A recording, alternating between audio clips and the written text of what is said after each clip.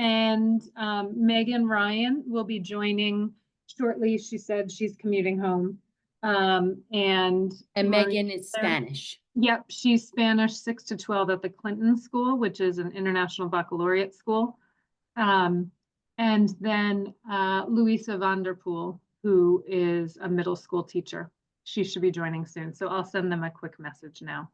Perfect. Okay. So just so everybody knows, we are going to go ahead and record this and be able to get started here today. I know some people are in transit, so feel free to put on cameras when you're able. And this is a small group, so I really want to make sure that I'm meeting your needs and helping you be able to do the work in a way that's going to be most suitable for your language, for your level. So please don't hesitate to ask questions as we're going along. So I'm going to go ahead and just share my screen here because I have prepared some slides for you for today, and just want to get us thinking about where we're going here. So as I mentioned, for those who weren't here when I introduced myself, I'm Leah Grenier Kennedy. I have been able to work with Jill through NADSFL, which is the National Association of District Supervisors, where we've both served on the board of directors. Also through NECTFL and through different conferences and presentations. So it's exciting because it's our first time getting to work together as colleagues with you in New York City. So I'm really excited about that. I'm going to go ahead and just show you our agenda here. We are going to be talking today about partnering up and deciding where you're going to be going with your first unit for this collaboration. So I know some people are jumping in and some people will watch this recording later, but we will be working across 3 different languages: Spanish, Mandarin, and French. And what I'm going to do is take you today. This is going to be me doing presentation mode here for a little bit, just kind of break down the steps of the unit planner and just show a model unit. And then please don't hesitate to type anything into the chat and say, oh yes, we've got this dialed in, or we're already doing this in our school, or this is going to be something that's new. So feel free to add and enrich this conversation. But what I'm going to do is look at, what does backward planning look like if we're going to guide our students to global citizenship? So I'm going to take a backward planning unit that Jill was able to introduce to you at your last session, the kickoff meeting. And then I'm going to show what it looks like to build out that unit, focusing on stage 1, stage 2, and stage 3 of unit development. As I mentioned, I do curriculum work with districts across our country, as well as in Hanoi, Vietnam, American School in London. I'm working with European and American schools. So this model of unit development is based on Wiggins and McTighe. So I will be taking you through that, but it's going to be focused on Wiggins and McTighe backward planning for world language and to build proficiency. We're going to focus on having collaborative time by 5 o'clock so that you can start thinking about where you want to go with your unit for your language. But as you discussed in the last session, we're all focusing on a checkpoint A unit, because one of the things that I think will be so amazing at the end of this work that we're going to do is to have a few model units where you can show how novice level proficiency, those students are able to tackle global challenges that are meaningful to them. So that is going to be our work. How do we show others how we can actually be able to do this kind of work at the novice level? And here's Maureen. So let me let her in. Okay.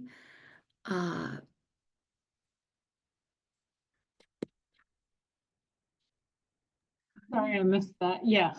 Okay. Okay. So a little bit about me. I missed the kickoff, so I went ahead and took one of those slides and made one out for myself. And I specifically wanted to focus on the work that I've been doing over the past probably, I don't know, 7 or 8 years, really leaning into the United Nations Sustainable Development Goals.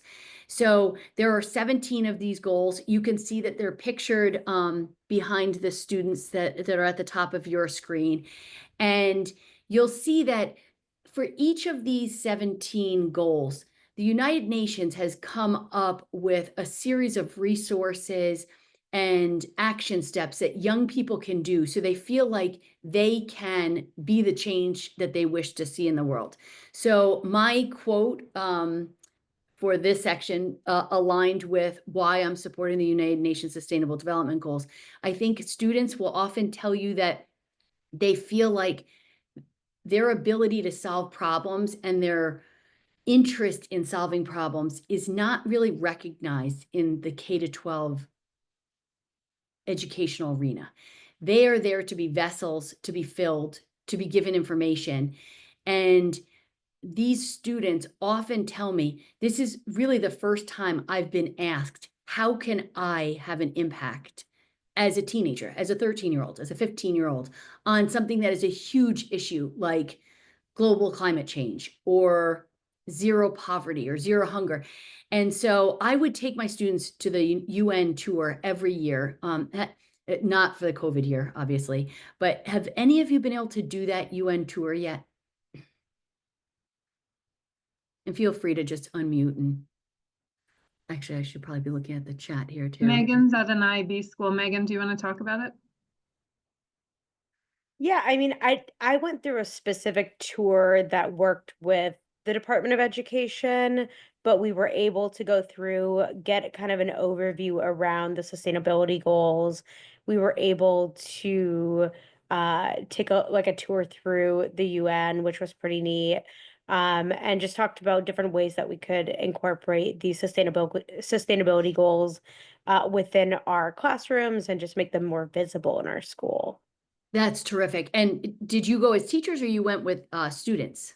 I went with other teachers. Okay, so I haven't done that tour, so that sounds really exciting because they have so many resources for us. But I'll tell you, I have gone with multiple groups every year for years now. Every tour I get is completely different, and each tour guide takes a different angle, and there's always something happening in the General Assembly or people speaking, and so they'll give you the updates of what's happening. But that was always the highlight of the year. I've been running this New York City trip. It's a 3.5 hour drive for us on the bus, and the UN tour made the day worthwhile. So I want to be able to get my students using languages and intercultural competence to connect with other students and young people, but also to solve local and global challenges. And I think if you are in an IB district, the focus is on inquiry-based learning and getting students to become curious about the world in which they live. And so the UN Sustainable Development Goals really allow me to have that lens to focus the work and say, so, okay, every school in America has an education unit. Every checkpoint A has something to do with education and school in my community. So how do I change that direction and now start to think about, well, does everyone have access to the same quality education? And the kids often have not thought about that. In fact, they think that everyone is just entitled to an education, and they often think that that they're martyrs for having to put up with some of the things that we put into the education program, and then they find out that some kids don't have access to education for long periods of time, or girls don't have access to education for as long of a scope and sequence as boys, and then all of a sudden they realize, wow, this is an equity issue. So so that has driven my need to revise my curriculum. So over the years that I was at Stonington Public Schools, I was a department supervisor and in charge of curriculum. And so we went in and we took our textbook, which we had already purchased and the board had asked us to use, and we changed the essential question for each unit, and we changed the unit goals to encompass some of these global sustainable development goals as well as global challenges. So I am going to just share with you that I have been in the trenches. I taught all the way through COVID, taught online, and did continue doing all the sustainable development goals through COVID in conjunction with partners. Like in Buenos Aires, I was partnered up with a school through the Happy World Foundation, and we were able to tackle some of these challenges virtually by meeting and planning this out. So throughout today's meeting, what I like to do is focus on using that backward planning to design a unit. Consider how to integrate a UN global goal into a unit and engage students in using language to have an impact. And start thinking about designing that learning progression that is going to align with a checkpoint A proficiency target to address real world challenges. Because as we know, these kids are thinking in their other language at a much higher level. So they are able to intellectually tackle some of these real world challenges. So now it's our challenge to put it into language that is actually appropriate for that checkpoint A proficiency target. So with that in mind, I'm going to start with backward design. How many of your districts, let me just be able to see you so I can get a show of hands. How many of your districts are doing backward design for their unit planning? Things are happening at the school level. Okay. So a couple of you are doing, how many of you have already started integrating any of the, okay, and I see Megan as well, okay. And how many of you are folding in global challenges? It might not be the UN Sustainable Development Goals, but you might be folding in other challenges into your unit templates. Is that already something that's happening? Okay, so Maureen, and I'm seeing Robert. Do you go by Robert? Not, I might be defaulting to Robert, but we'll, I'll try to keep it with the American accent. That's fine. I did both. Yeah. Okay. Okay. So also at FDR. Okay. Terrific. Anybody doing the UN Sustainable Development Goals already? As opposed to just global challenges, like you're leaning into those specific SDGs or ODS in Spanish or ODD in French. Okay, so Maureen's done one on education. Okay, terrific. So we're doing climate change with EL teacher co-teaching. okay, all right. So that would be UN SDG number 13. Okay, great. So let me go back to sharing then. So please feel free to type any messages in the chat if I'm going too quickly or if you want any further explanation. But I want to start by saying that the first thing that I'm thinking about when I go into backward design is I'm thinking about my proficiency target. And I'm thinking about what are the standards that I would like to consider for there are two anchor standards within the state of New York. There is the anchor standard for communication and there is the anchor standard for cultures. So I'm starting the unit and by saying, okay, we're going to be backward planning. We're backward planning to novice mid, novice high, intermediate low, intermediate mid. And what does that look like as I build out tasks for each of the three standards for communication? Those three standards for communication, as you know, are going to be interpretive, presentational, and interpersonal. So when I think about why I'm doing this, I'm stopping to think how we are going to plan for our students to meet these goals.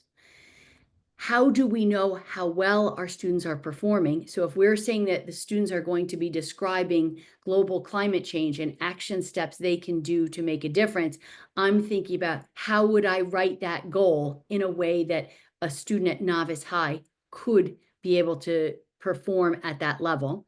And I'm also doing my backward planning because we want the students to know how well they are performing.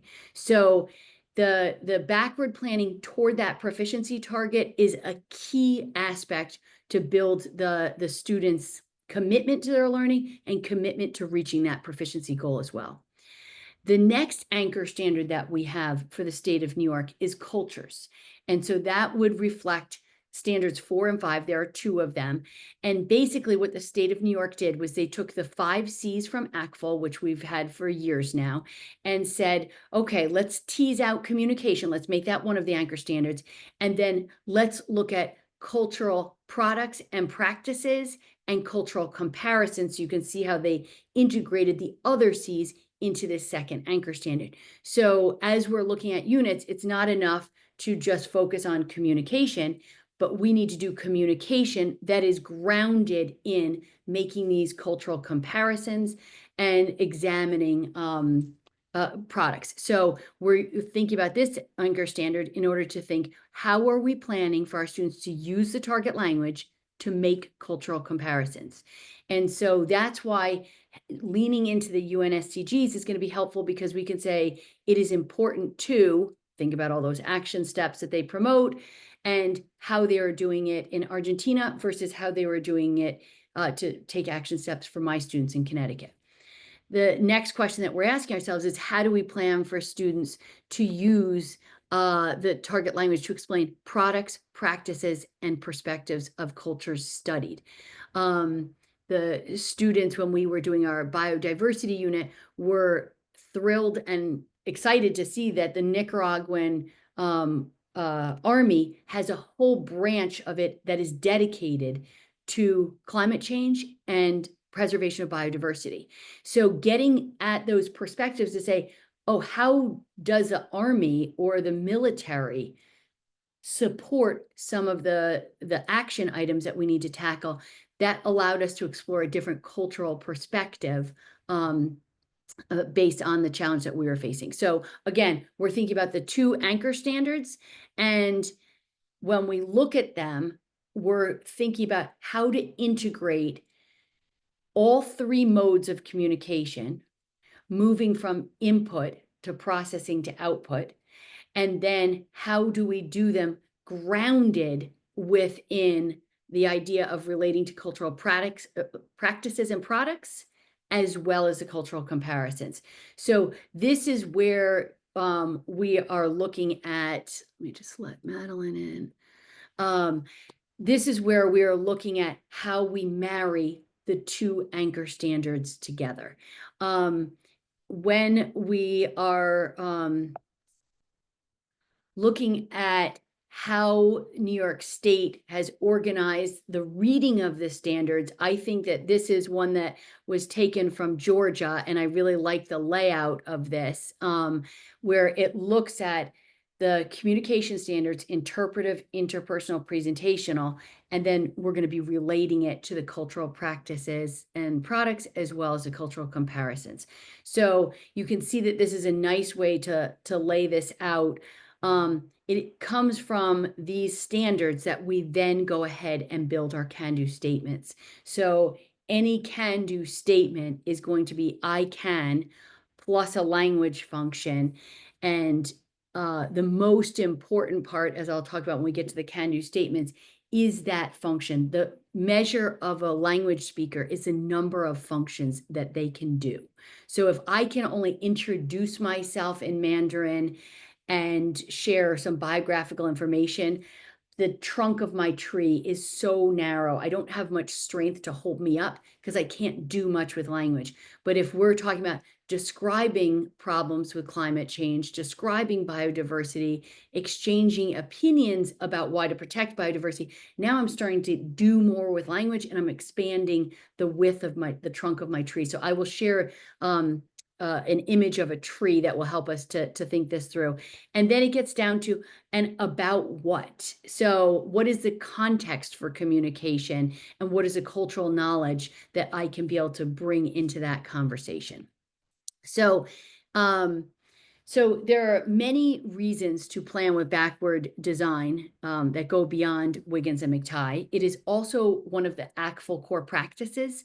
Some people call them core practices, other people call them guiding principles, but there are a set of 6 core practices at this point that ACTFL has posted to its website, with ways that you can bring this core practice to life. And so the first item on that list of planning for backward design is to set your proficiency target. So that was why I started with that communication anchor standard, saying this is the most important part. And then we'll go from there to designing assessments for that checkpoint level. We'll use can-do statements for that level. We'll use the NICEAD or World Readiness Standards, and then go ahead and design our tasks. So this is the backward planning model. And so this is what is encapsulated in the unit template that, that you're going to be using. So So when we're thinking about the stage one, I know that you were able to discuss some of this last week. Tell me a little bit about stage one. How does that guide either your unit or your lesson?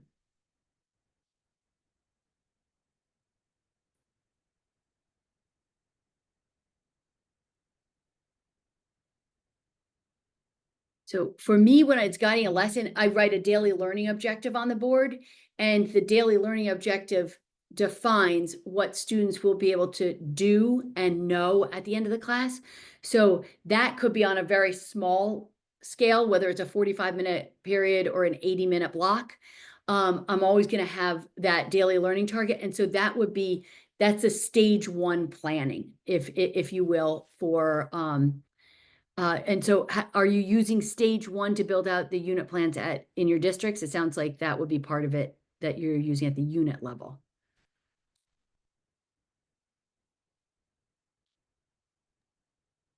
I feel like maybe schools have different ways of doing it because there's so many schools within. I know, for example, with IB and the MYP program, we're like just establishing the MYP program. So we usually go about backwards planning with figuring out what are the things that, the final product, and then going through with like we use Toddle to use like create unit planners and a sequence flow. Yeah. And that's something we're just moving into as we become an MYP school. So it's still kind of an adjustment period for us. So my home district is Groton Public Schools, and so we are finishing all of our MYP curriculum right now.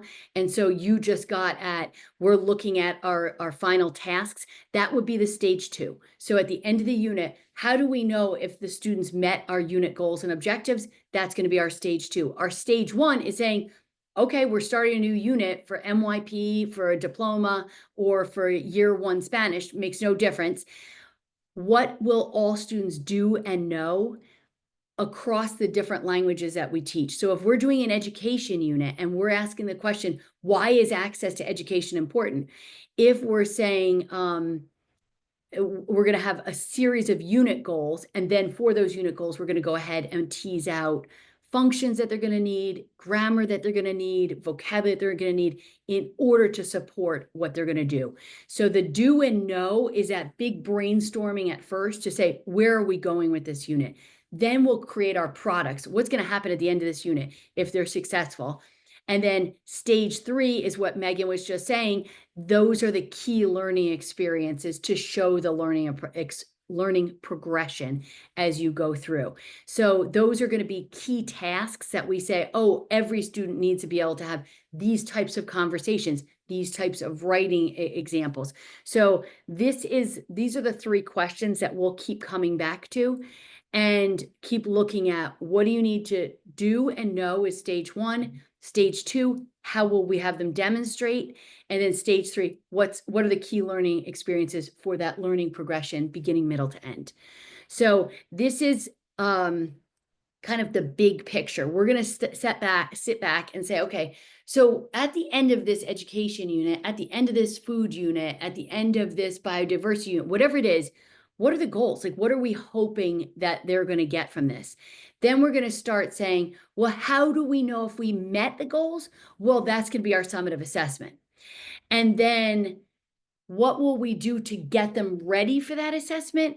That's going to be my learning experiences. So what goes into those learning experiences? Can-do statements, functions, structures, vocabulary, and a whole variety of formative assessments to build them up to it. So if anyone does any coaching here, I'm thinking about like a track coach, for example.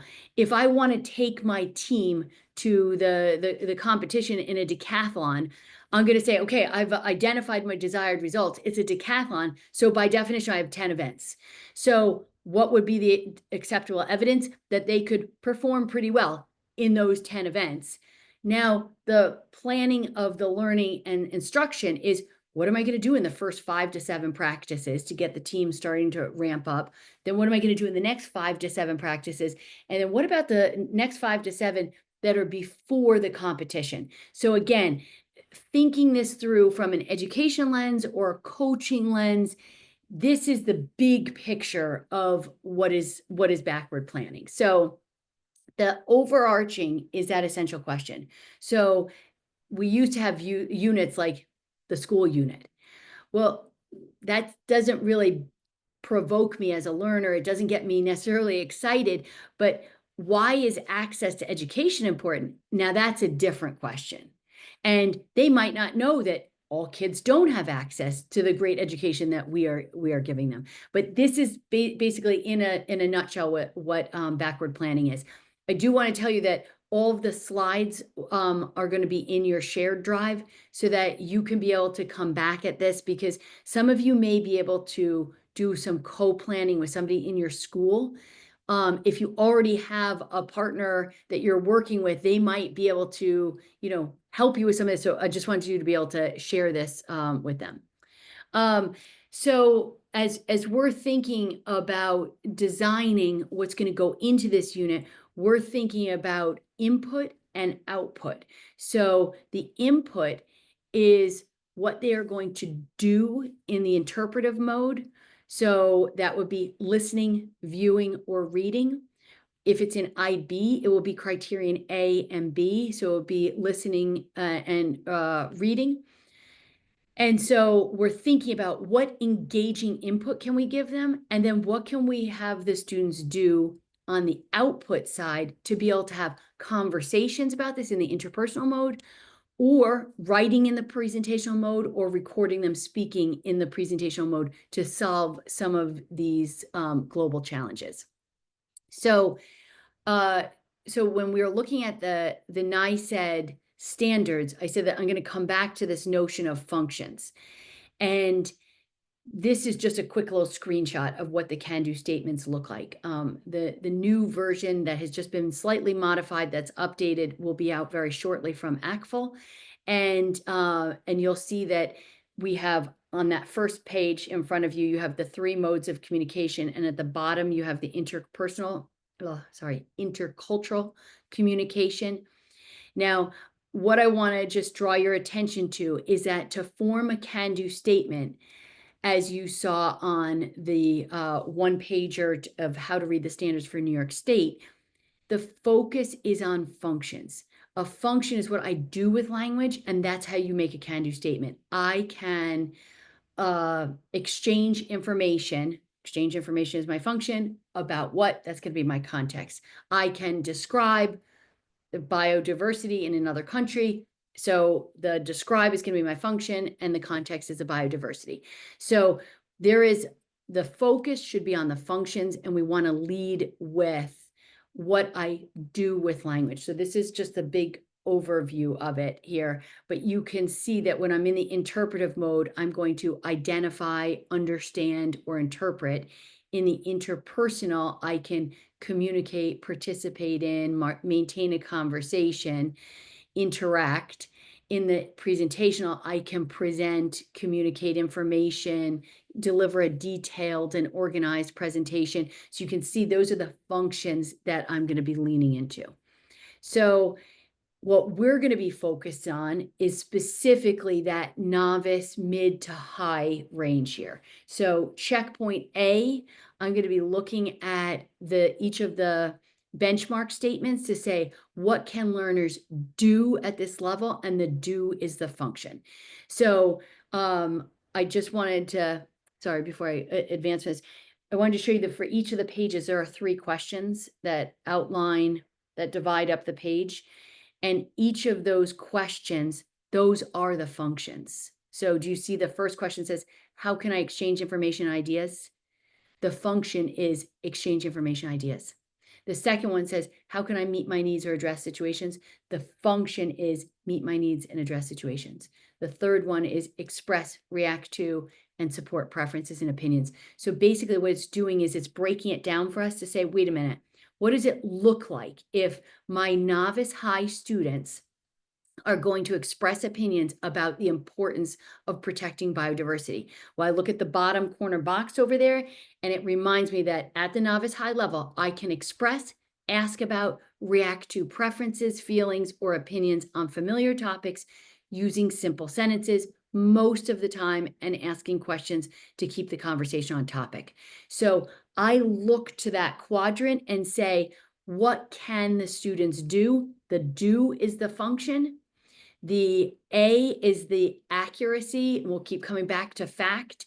The C is the content or the context, and in this case, it's going to be familiar topics is my context, and my text type for novice high is going to be using simple sentences. So as we start building these tasks, we have to keep thinking, okay, how are we going to get them to do it in a simple sentence while tackling this big real world challenge? So these are absolutely key in helping me craft my tasks.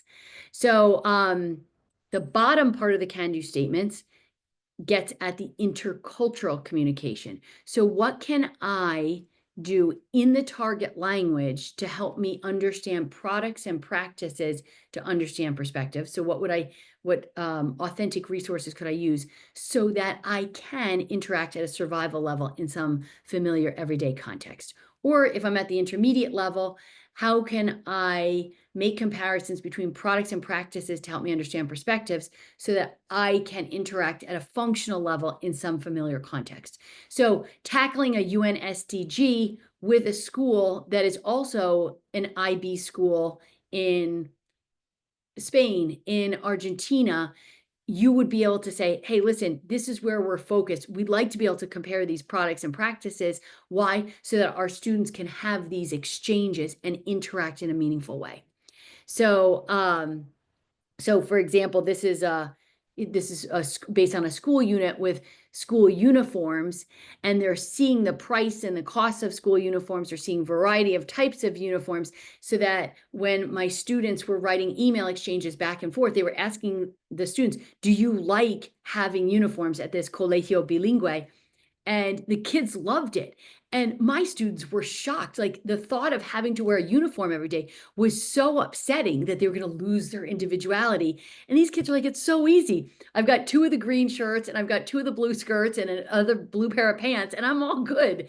So, but that is investigating like how much it costs. They were seeing how cheap it was to get some of these uniforms, as opposed to saving up for Air Jordans, which could set you back a bit if you're in 9th grade. So they had this exchange, and that's how we dealt with the intercultural communication. So so I'm going to switch into the sustainable development goals here, and I'm looking at the chat just to see, and maybe you could tell me, Jill, if there's anybody that's chiming in with the chat before I jump into sustainable development goals. I didn't see anything. I added an MYP. So again, those are discipline-specific terms. You and Megan know IB terms, International Baccalaureate terms, but I really want to kind of think about acronyms. So no, nothing else in the chat. Okay. Yep. That's a good thing to think about. And there are a whole bunch of acronyms with the Sustainable Development Goals. So I am going to share them for you right now in Spanish and French, because when you're searching for these, it's SDG if you are speaking in English, and it is ODSA if you are speaking in Spanish, and it's ODD if you are speaking in French. And I don't know if one of the Mandarin teachers could tell me what it would be in Mandarin. Yeah, in simplified Chinese, the search term. I'll look at the Chinese website for the SDG. Okay. So it's important that once we start doing this work together, you're going to want to search for all of these in the target language.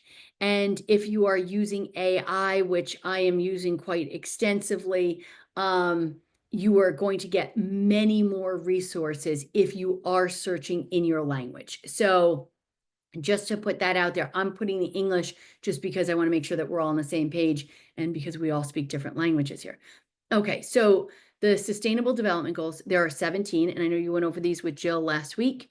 One of the things that I had shared with Jill is that some of these are easier to tackle at a checkpoint A than others. So I had suggested one of these 5 as being something that you could lean into that I have already written units for at the checkpoint A level.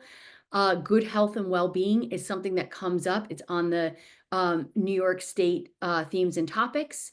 Education, also one of the themes and topics.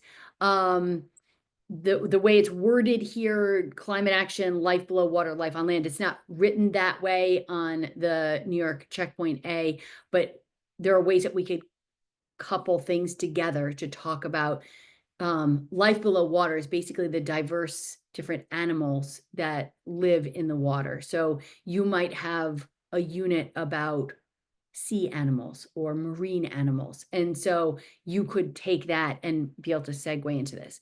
Life on land is, again, thinking about animals and aspects of biodiversity that live on land. So it's biodiversity in the water or biodiversity on land. So these are a set of goals that that we are saying that we want to make an impact on.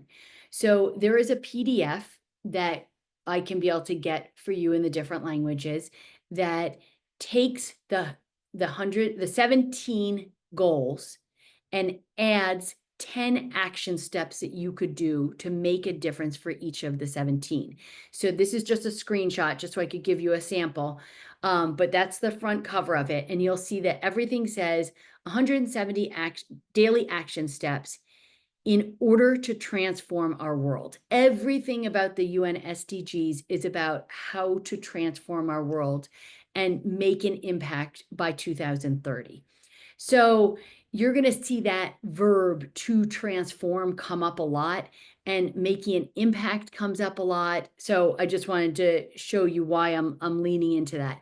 On the right side of your screen, you could see that there are 10 actions items that I could do as a young person. I don't have to be frustrated that I'm 14 and listen, I can't vote, I can't work, I have zero control over this issue, and now you've just depressed me by sharing this problem. So the whole point is to empower kids so that they feel like they have a voice and they can make choices that will indeed make a difference. So use your car less, go by foot, by bike, or use public transportation or share a vehicle. So that's a perfect example of something that kids could decide that they could use public transportation as opposed to jumping in an Uber. So there are small things like that, but it can also be, you know, if you're not using something, disconnect a TV or turn off a lamp. So again, simple things that their parents would be very thrilled about so that the Con Edison bill is not through the roof. So they also have things like avoiding driving during high traffic hours. Now, you would think that would be something that would have zero impact on a high school student. But when my students did this program, one of the students put together an action campaign that no one was allowed to go and start their car until 10 minutes after dismissal, because they were finding that kids were sitting, and we had one like lane that everybody had to circle out of. And if you went right at when the bell rang, you would sit and your car would idle for 10 to 12 minutes. So they ran the math and started to think about how many gallons of gas that would be over a week, over a year. And they convinced classmates to not idle their car and leave later. So again, they were super fired up about this because it was something that they felt like they had an impact on. There are a whole bunch of these that will come with each of the UN SDGs, but you can see that there are things like number 8 for this one says, ask your school or your business to plant trees to create more oxygen. So we did several years in a row where they did a fundraiser, and each year when we finished the unit, they planted another tree. So if you go back to Stonington High School today, even though I'm not there, there's a tree for each year that we did our Biodiversity Expo, and it was because the students decided to take on this action. So I just wanted to show you that these are part of the action steps that I'm going to be asking you to consider for your unit. So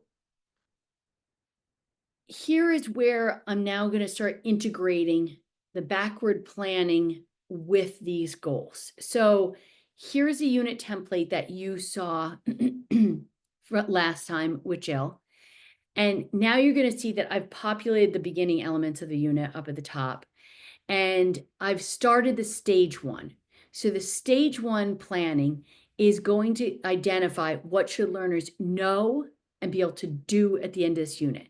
So they're going to answer the question, why is it important to protect animals and their habitats? Okay.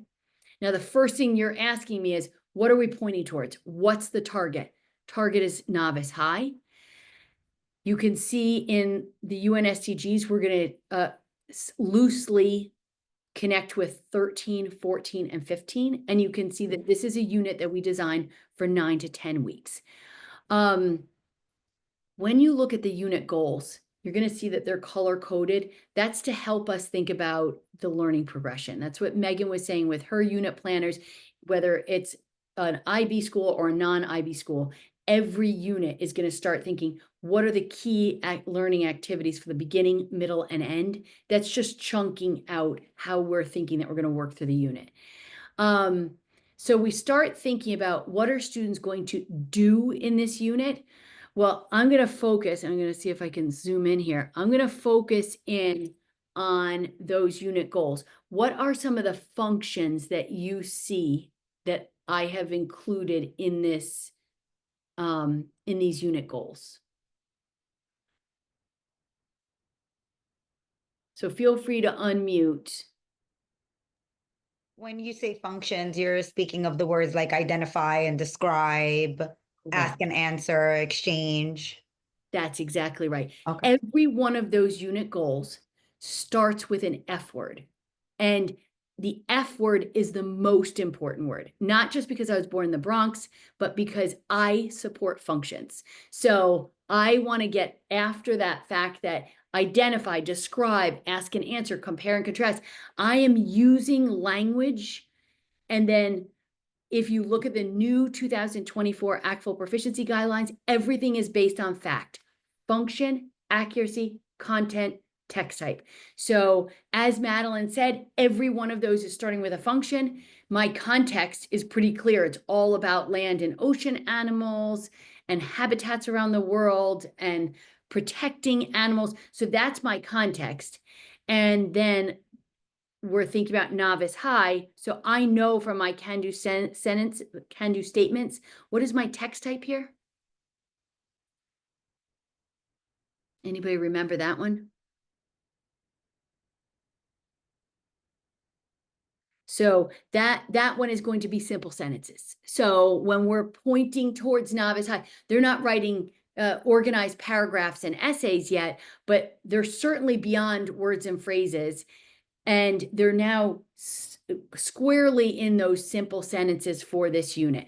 So when I say tell a story about how to protect nature, we're talking about simple sentences where I can say, I protect, I enjoy, you'll see as I go down, but each one of those unit goals will be set for novice high target, text type of simple sentences, and they're going to be able to do those functions across the 3 modes of communication.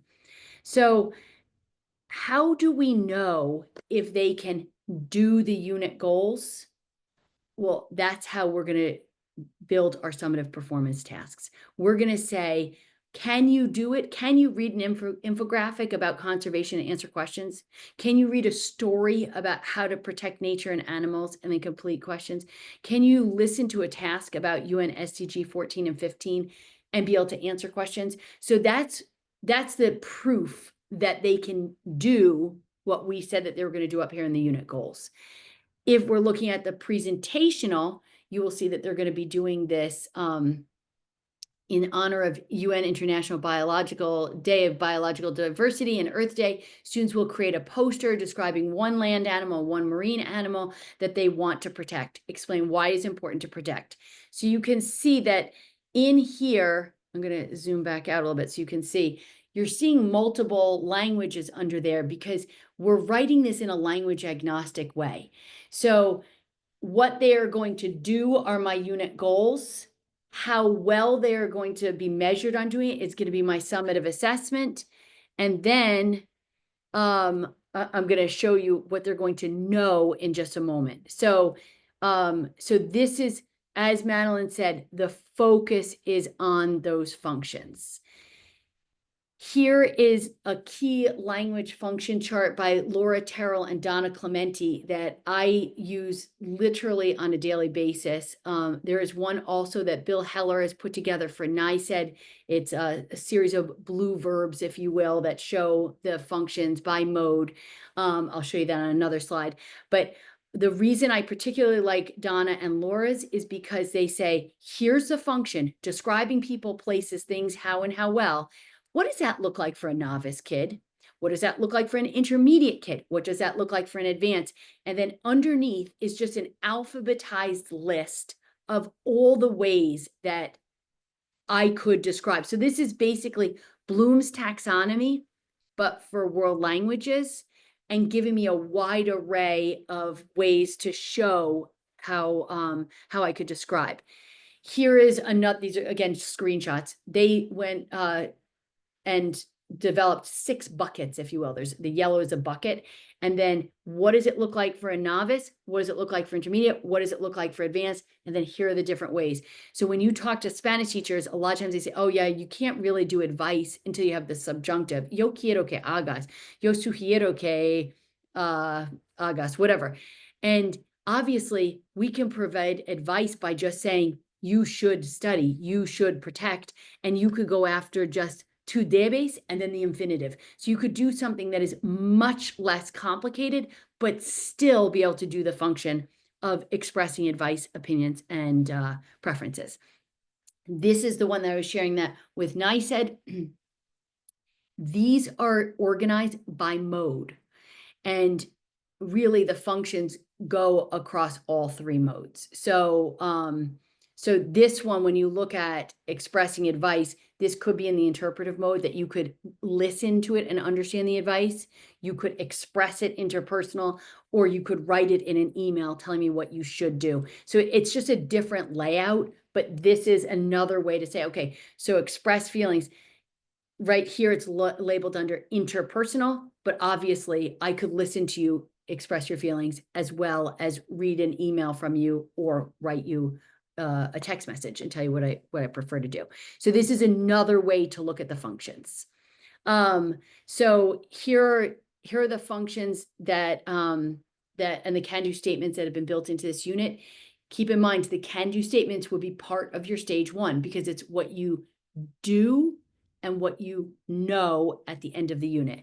So you can see that those are all, my unit goals are now changed into can-do statements by mode. So, so you'll see that the verbs change here. So, now when I'm looking at my acceptable evidence, I just wanted to show you that the template on the left gives you some reminders of demonstrating how well they've met the goals of the unit. They're encouraged to have multiple interpretive tasks as you are on the Checkpoint A exams. And you can see at the top, I've got the interpretive. I talked about the presentation. Now I'll just briefly talk about the interpersonal. You can see that every one of the prompts in the interpersonal has a function leading with it. So Jill, want to let you go ahead. I was just going to say, Megan added in the chat that you could also teach sentence starters, es importante, and expand. So that's part of that, what that toolbox, right, of key structures and phrases. That's right. So, so what you are going to know will be the functions, the grammar, and the vocabulary that's going to go with that. So that will also be part of it. So I'm gonna, wait a minute, did I not do a screenshot? I hope I did a screenshot. Yes, I think I put that after this one. Okay, what I wanted to just show you before we're leaving the summative assessment is that your summative assessment can also include action. So, so the tasks may include opportunities for students to take action. So they could consider action steps that I showed you earlier and be able to commit to these action steps for 5 days. And then they could write create a poster or something to say why it is important to do. And so you can see that this is all outlined in your summative assessment. So yeah, you know what I just realized? I didn't put in the screenshot of the toolbox. When I come out of this, I'm going to come back to toolbox. I'm sorry, I thought I had put that in there. Okay, so now it makes more sense to do it right now so that you can, let me stop my share for just a second. Yeah, this is Yes, an example of where like Leah and I were talking about this, right? If you go with the template, the New York City unit template that's in our shared drive folder, right? This is where kind of, if you go from top to bottom, it's not as linear. Like when she's talking about stage 1, you kind of jump down, or stage 2, you kind of jump down to these key structures toolbox, and then you jump back up. So correct. yeah. So yes, it does get a little bit messy, and it is not perfectly linear, but here is the actual unit that I was doing the screenshots from. So you can see, I'm not going to get to chat mats today. I was hoping to at least show you a couple samples, but we'll save that for the next time. But you can see that we're writing it language agnostic. We've done our can-do statements. Now, here is where the rubber meets the road. We will then take each of those can-do each of the unit goals, and we will say, that is what they can do. They can identify land animals. Well, what do I need to know to be able to do that? So I need a priority structure like it is plus an animal, or there is whatever animal, or the country has. So that's my structure. And then this is the priority vocabulary. So you'll see that sometimes it says in parentheses, Spanish, French, Italian, Chinese. That's us saying, listen, we really need the zodiac animals for Mandarin, but we don't need that for Italian. But we do need a boar and a mule for Italian. So all of these, you'll see that sometimes we're identifying what we need to know is going to be a little bit different in one language versus the other. But the main thing is that we're saying that this priority vocabulary is what all students are going to be getting. So you can see here, we've identified land animals and farm animals. We've also said, what do we have that's recycled from previous units? And we realized that we had a few of these words in here. Then you go down here. What do you mean by describe physical and personality characteristics of land animals? Well, we already had recycled big, small, colors, tall, short, beautiful, young, old, unique. Now we're going to add in hairy, medium, large, fast, slow, endangered, going extinct. So those are our priority characteristics, priority vocabulary to summarize our physical characteristics. Now you can see in here, we have identified what it would be in each language, thinking what is the most commonly used word. So it might not be the exact same for every language, but what would be high learnability and high frequency in that language.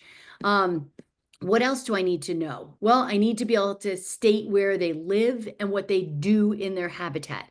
Now, there are lots of habitats. We're saying we're holding it down to coral reef farm tree nest. And that's what they have for this unit. Now, could we expand it for a checkpoint B? Sure. But right now, that's what we're saying. So you can see here, we kept that color coding going through beginning, middle, and end. By the end of the unit, I'm able to talk about exchange information about how to protect animals and their habitats. What activities do I need? We determine we want clean, transform, avoid pollution, reduce or limit, recycle, improve, save. Those are the activities that we've isolated for this unit. So again, when we look at the, I'm going to come back up here to the top of the toolbox. When we look at the toolbox, we're saying, what do we need for the function, the structure, and the vocabulary? And that is what the students will know. Once we've finished building that out, then I can come back up here and say, okay, what do they need to do at the end of the unit? And that is going to be my measure of if I've included all the unit goals. So, I'll finish showing you this before I switch back to the slides, and then I'm going to turn it over to your collaborative time. But I just wanted to show you at the beginning of the unit, then we start saying, so what are these key learning activities? It doesn't matter what type of program you're in, whether it's a proficiency-based, IB-based, or any other type of program you have. You're going to do a learning progression that is going to move them through the beginning of unit goals and tasks. Then you're going to see I've got middle of unit goals and tasks to support that. And then here is the end of the unit goals and what do I need to do with the students in order to get them to the end of the unit where they're going to be able to do the summative task. So, so that unit that I just shared with you is one that I'm currently building with Cherry Hill Public Schools in New Jersey. I'm not sure if any of you are familiar with them, and I've encouraged them to share what they're doing because they're really doing an excellent job of building out the tasks by mode, going through from the beginning of the unit, then using tasks in that same basic order, beginning, middle, and end, that are part of that stage 3 learning progression, and then planning tasks for the end of the unit, which are going to those more complex unit goals. Now I have to be able to describe action steps we can take to make an impact and protect life on land and in the ocean. So that is, I wanted to kind of chunk out a unit and show you what a model would look like. And you can see that all of this was based on a novice high level. So these formative tasks are building all the way to the point where I say, now it's the last week of the quarter, I'm going to go ahead and give my integrated performance assessment task, and my learning tasks should have taken me to that level. So that was, in a nutshell, your stage 1, stage 2, stage 3. And this is what I was talking about for this analogy. So you're going to be partnered up with your group now, and you're going to stop and think, in my unit, how well can my students describe, fill in the blank? I don't know if you're going to go after education, health and well-being, biodiversity, but how well can they do the functions? This is Chantel Thompson's analogy from Brigham Young University. And she says the strength of a language learner is in the trunk of the tree. That's the strength of it. That's what keeps you tethered to the ground when the storm comes through. What can a learner do? Can you create with language? Can you describe? Can you support an opinion? All of those things that we do with language. That's F for function. A for accuracy, could be your vocabulary, could be your grammar. The things that make the tree look beautiful are the leaves.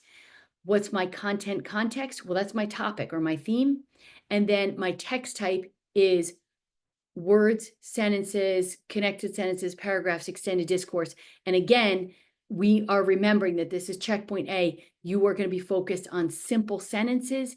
So when you go into brainstorm with your partner, I want you to stop and think about fact, function, accuracy, content, text type, because this will help us to think about how to meaningfully build proficiency so that the students continue to get new root systems as they get new contexts that will keep them tethered to the ground. They're going to grow their branches as they move from words to phrases to sentences to extended discourse. And the leaves are going to continue to bloom on the tree and add color as they learn new vocabulary, new grammar. So I love this analogy as I'm stopping to think about how I'm going to build a unit and assess the student performance at the end of the unit. So, so this is now the time that, sorry, Megan, I need a screenshot of you here. I see that. And I have a Spanish checkpoint A and then a second Spanish checkpoint A. So it would be great if the Spanish are doing different themes. And then we have a Mandarin checkpoint A and we have a French checkpoint A. So Jill, I see you have your hand up. Yep. And I was just thinking, I'm remembering our last conversation, and just since it is such a small group and the value and the importance of horizontal alignment, and we had talked about kind of one unit, right? And then the Mandarin, Spanish, and French, right, weren't we talking about that? So it'd That, be 2 you're units absolutely right. total. Yep. And so now okay, so that's great. So we can redistribute this across, So yeah, to explain, it's basically like, we're so excited that it would be Spanish, French, and Mandarin all working on like, if we decide on animals or life on land, right? A strong checkpoint A unit parts, like stages 1 and 2, right, are developed by all 3 teachers. And then the individual language teachers are finding the individual resources for that language, right? So, yes, so, well, even stage 3, we write language agnostic. And obviously our resources are gonna, change by language. But if we're gonna do an interpersonal speaking task, Megan could create it in Spanish and then I could translate it into French. And now we've got an interpersonal speaking prompt for the middle of unit goals. And so she's got that, and then I'll build the prompt for, end of unit goals in French, and then, we could be able to have Justin build that one out and do it in Mandarin. So it seems to me that given the number, I think we said we would do 3, Jill, is that right? Given the number of teachers that we have, we could do 3 and have representation of Spanish. Yep. So we can And- only do 2, we have 2 French teachers.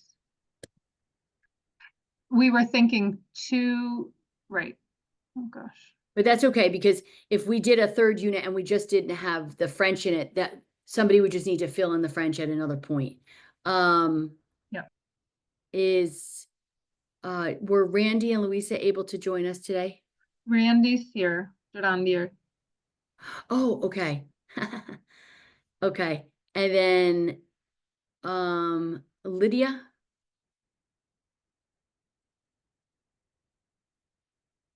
Or no? Yes, I'm here. Wait, Lee. Oh, okay. Oh, wait, Lee. Lydia. Okay. Yeah. Okay, so I have to learn everybody's names here. Okay. So it would seem to me that then we would probably want to go into 3 different brainstorming groups, if that works for you, Jill, where we can say we're going to have 1 Spanish, 1 Mandarin, and in one of the groups we will be lacking of French. So I'd like to have you start thinking about that theme, topic, or focus, but I also want to come back to this to remind you that quality education is one that I think somebody said that they had an education unit at the beginning, and now I don't remember who was doing that. So Megan? Okay. So quality education could be one. Land animals and sea animals could combine the 14 and 15. So maybe before we go off into groups, is there anybody who's thinking they really want to go in one direction versus the other? Because we don't want to have the same UNSTGs. We'd like to have a couple different UNSTGs. I just want to say my class, actually, I already started, it just coincident before I joined this cohort. I started a landform habitat project, and they already at the stage of building their models using recycled materials. Oh. So I have a picture I can share if people are interested. Oh, yes. So Yeah, I'd say that's, in Chinese, I mean, in both languages. so, And they're and second graders only. yeah, that probably aligns to social studies standards, right? So I think It's part of my science. It's part of the science curriculum. yeah, so I think we'd want to think about how that aligns to the themes and topics of Checkpoint A world languages, but I think there are definitely opportunities there. Because she's in dual language teaching the content standards. Right. So does anybody have a specific, because we could just divide you by the languages right now, and I just want to make sure I'm giving you time to start flushing out ideas of where you want to go.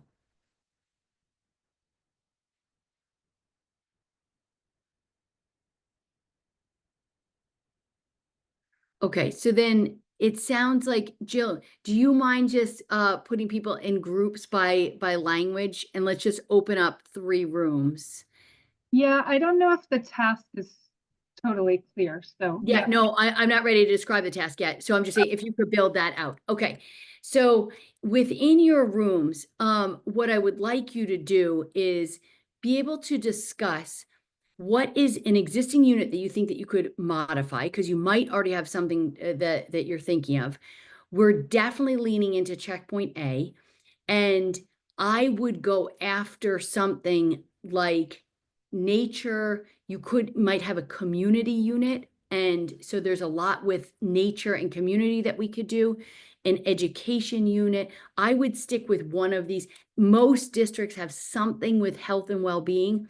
Health and well-being could be connected to family. How does your circle of care and your family help support your health and well-being? So I want you to think a little bit about, there are UN International Days that go with a lot of these, like there's UN International Day of the Family, and how families help add happiness. Now they don't always, but many times they do. So so just looking at themes and topics that you want to be able to explore, because we're going to start on December 5th. We're starting 3 units. And what I'm going to be doing is working with the 3 different groups to say, let's start building out those unit goals. And then from the unit goals, we'll start working our way through the planner to say, okay, what is that going to look like? So, so other, Jill, do we have the groups now? Yeah, they're set up how Okay.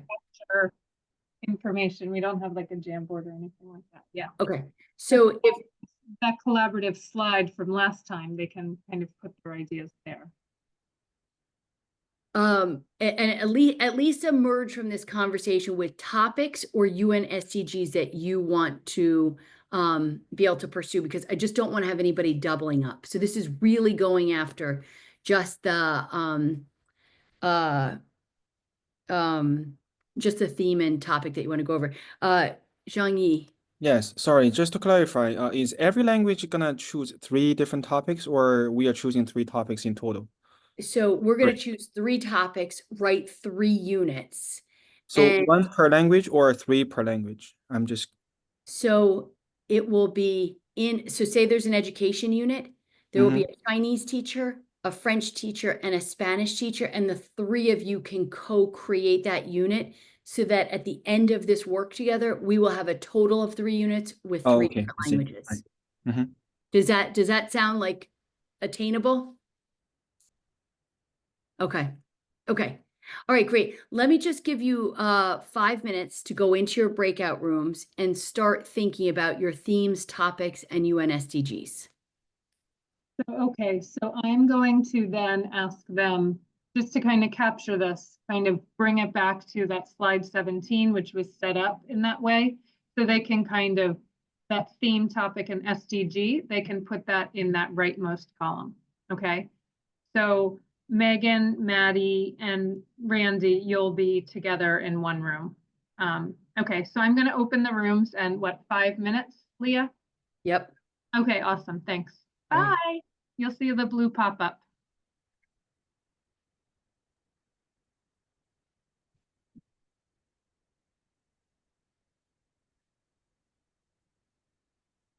Okie dokie.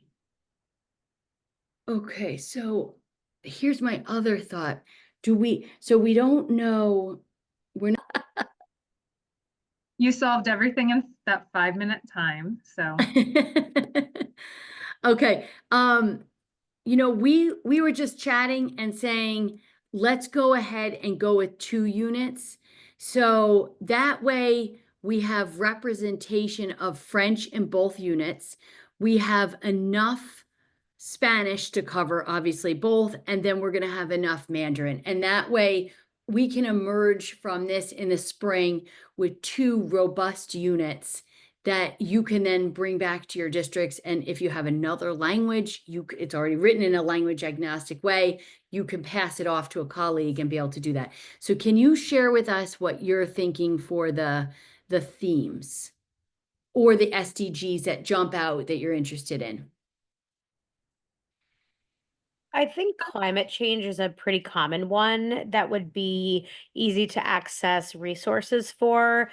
I know when it comes to infographics, I think some of the things I've done before with the proficiency fellowship was we looked at utilizing infographics with comprehensible input that would be, I guess, like for me, it's more about utilizing some type of like different authentic resources that are once again comprehensible, relatable, Yep. and there's a lot of information that students can pull. I talked a little bit about also within this teaching them specific skills or strategies that will help them confront some of these texts that otherwise might be difficult because there are so many cognates within, at least between Spanish and I'm sure French and So that's English. you're getting to some of the work that we're going to be doing on December 5th, which Yeah. is exciting. I want to nail down what are the SDGs and topics right now, because I only have like 2 minutes and then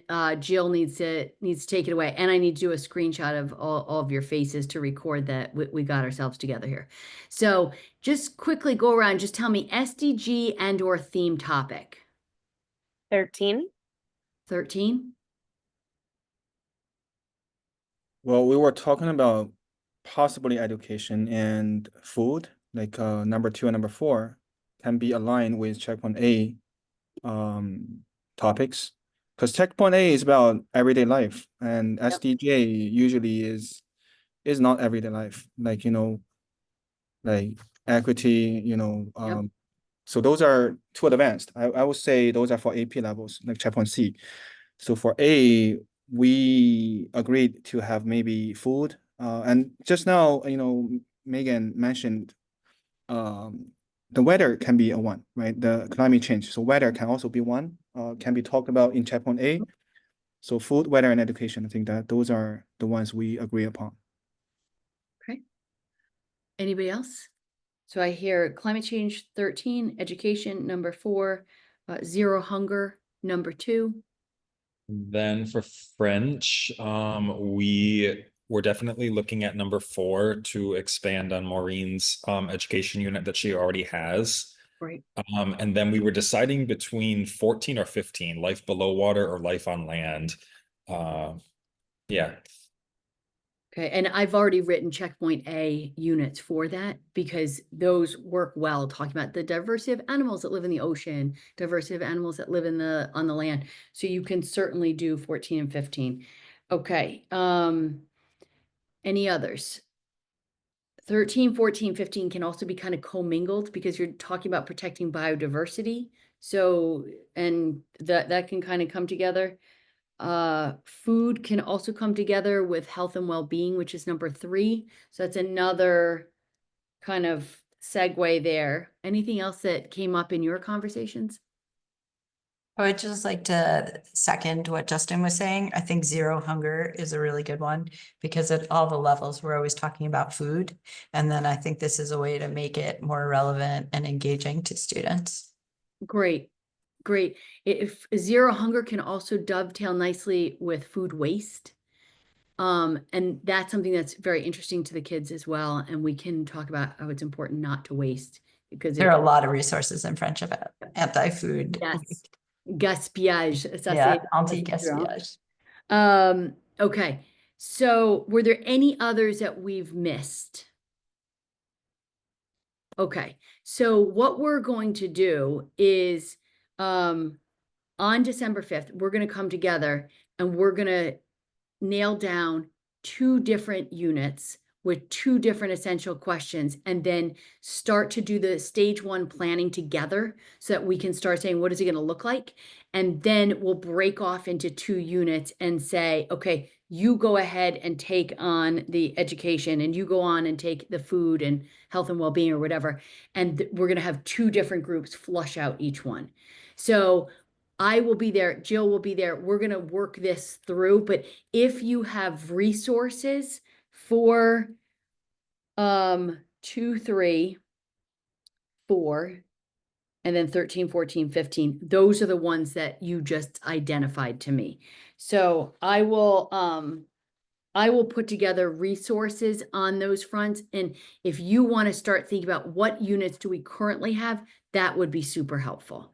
But there's this, I'm not going to send you out with a whole bunch of homework now because we're going to have to co-create this. This is going to be like, come with your thinking caps on and high creativity. And we are going to generate some fabulous unit goals and lay the foundation for 2 units when we come together. So, so I'm going to go ahead and take a quick screenshot and capture your happy faces. I can see my reflection in my eyeballs here. So, so Maureen, I don't know if you want a camera on or maybe it never worked. I'm so sorry. I couldn't make it work. Oh, Sorry. okay. Well, we know your name's there, so we're smiling at you. All right, ready? 1, 2, 3. All right. We'll get to see you live and in person very soon, Maureen. Okay, so let me go ahead and have Jill take it away and share the important things with you. The important thing. So, okay. So real quickly, I'm going to put in the chat the link to the feedback form. But so I put it in the email. I think all of you have sent your per session information, which is great. Oh, I didn't put this in the chat today. So just please, sorry, now I can't find the chat. There it is. I'm going to put in the chat. Please this should only take you like a minute or 2 to fill in this feedback form. This is really just for feedback. This is not for CTLE purposes. Now CTLE is different, right? But I really want to know, were the objectives clear? We wish we had so much more time with you.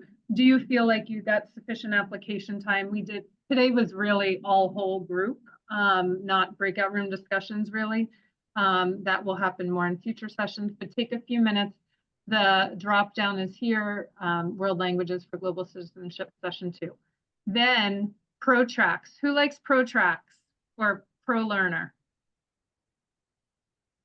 Maddie does. Perfect. Okay. Do you guys know ProTracks, ProLearner? Basically, this is how you're going to get CTLE.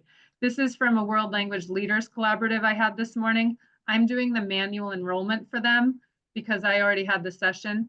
I need to set it up. Basically, I'm going to send you a link and then you're going to go into Teach Hub. Give me 1 extra minute and then I'll just explain this. You're going to go to your Teach Hub. You can see my screen, right? Yeah, okay. Go to Teach Hub. I favorited ProLearner. You can type by searching application PRO, and you have to put the hyphen ProLearner, and it pops up. You go to ProLearner, and I'm going to give you a code for this series. And then you're going to enter that code and enroll for the course. And that's how I'm going to be able to give you CTLE. Depending on how I'm feeling later, I might just auto enroll all of you because there are only 9 of you. I might do that. But to access your CTLE, so you will have CTLE from the 23rd, which was an hour and a half, I believe. And then from tonight, an hour and a half. And then December 5th, there's no CTLE there's CTLE, but no per session because that's during your school day. And then moving forward, all future sessions will be per session, okay? But since the per session posting is still open, I can't give you per session for this session. So I'll show you how to access CTLE in the email, okay? So fill out the feedback form. I'll figure out CTLE and give you the code for the series. And I think that's it right now. So thank you. I know this session was later. The other sessions will be 3:30 to 5. So, and we really expect that you're at a computer. Well, our next session's in person, so it's not until January that we'll be on Zoom again. I'm gonna stop sharing my screen because you don't want to see your own faces. Anything else? Any other questions right now? Is it Okay. possible to have it at 4? or that's already set? It's so rushed. I don't. Yeah, I can't, no, I was on a panel for Actful from 3 to 4, actually. Our time